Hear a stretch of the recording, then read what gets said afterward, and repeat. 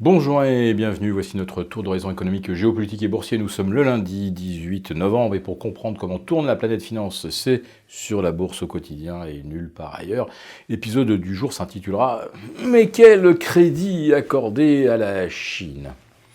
Ou plutôt devrait-on s'interroger sur de quelle façon la Chine souhaite-t-elle accorder du crédit à son économie pour tenter de la relancer. On avait cru comprendre depuis fin octobre que la Banque centrale chinoise avait en quelque sorte un petit peu renoncé à gonfler la masse de crédit, c'est-à-dire elle avait renoncé à une approche quantitative de l'offre de crédit pour revenir vers une stratégie qualitative et puis sûrement aussi tenter de jouer un petit peu sur la corde psychologique en abaissant pour la première fois depuis 4 ans son taux reverse repo. Ah, une baisse de taux en Chine, quelle évolution stratégique sensationnelle. En fait, le reverse repo va être réduit de 2,55% à 2,50%. Alors, le reverse repo, c'est un petit peu, si vous voulez, le taux auquel les banques se refinancent au jour le jour pour pouvoir prêter de l'argent, faire du crédit à la consommation, etc. Donc la ressource lui coûtera un tout petit peu moins cher, donc elle pourra facturer un tout petit peu moins cher du crédit à la consommation. Ça va probablement pas changer la face du monde. Mais c'est vrai que psychologiquement, il y a un message. Alors, si on commence à baisser les taux, ça peut être le début d'un cycle, sait-on jamais. On pourra peut-être bientôt voir le taux interbancaire chinois descendre vers 2%. En fait, on sait tous que la question ne se situe pas là. On est tout simplement dans un vaste contexte de ralentissement économique, alors peut-être aggravé par la guerre commerciale. En fait, c'est la guerre des tarifs douaniers quand on écoute les gérants. Globalement, je pense que c'est plutôt une guerre stratégique, voire géostratégique, entre la Chine et les États-Unis. Et en ce qui concerne les tarifs douaniers, on a un blocage côté américain. On nous fait croire depuis 1 mois, 6 semaines qu'on va vers un accord de phase 1. Je ne cesse de le répéter. Enfin, les marchés, eux, s'en fichent complètement. Qu'il n'y aura pas d'accord tant que la Chine aura la sensation de négocier sous la contrainte et surtout avec la menace de nouvelles hausses de tarifs au 15 décembre. Alors, on a cru comprendre que les États-Unis ne mettront pas en œuvre cette hausse de taxes qui se retournera contre le consommateur américain cette fois-ci. Donc c'est une taxe absurde.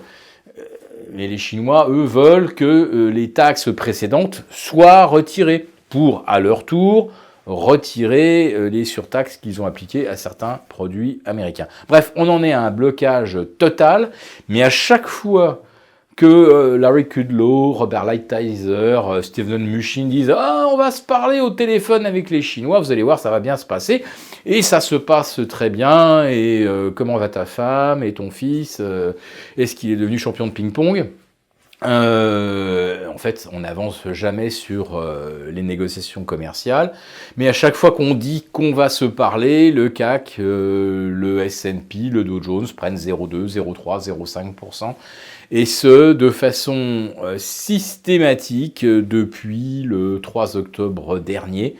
Et je crois que c'est depuis le 25 octobre, on n'a plus eu aucune consolidation sur les marchés supérieurs à moins 0,6%. Donc ça veut dire que là, le contexte économique, ça ne compte plus. Le fait que les membres de la Maison-Blanche nous racontent n'importe quoi sur la signature imminente d'un accord qui ne vient jamais, ça n'a plus aucune importance. La seule chose qui importe naturellement, c'est le volume d'argent injecté par la Fed, alors non pas sous forme de QE, non pas sous forme de TLTRO ou d'OMO, non, c'est, vous savez, ce fameux ajustement de la liquidité quotidienne, mais qui a exactement le même effet qu'un quantitative easing, et c'est bien comme ça que les marchés le comprennent, et c'est bien comme ça que les marchés l'exploitent. Alors, le salut ne viendra pas de la Chine, ni d'un accord commercial, ni d'une baisse du loyer de l'argent ou des conditions de crédit en Chine. Le salut, eh bien, on le vit au quotidien. Il s'appelle la fuite en avant dans la liquidité. C'est un petit peu comme la fin d'une séquence d'exubérance irrationnelle des marchés, mais sans aucune exubérance et sans les marchés, il y a un seul acteur, un seul arbitre, la Banque centrale.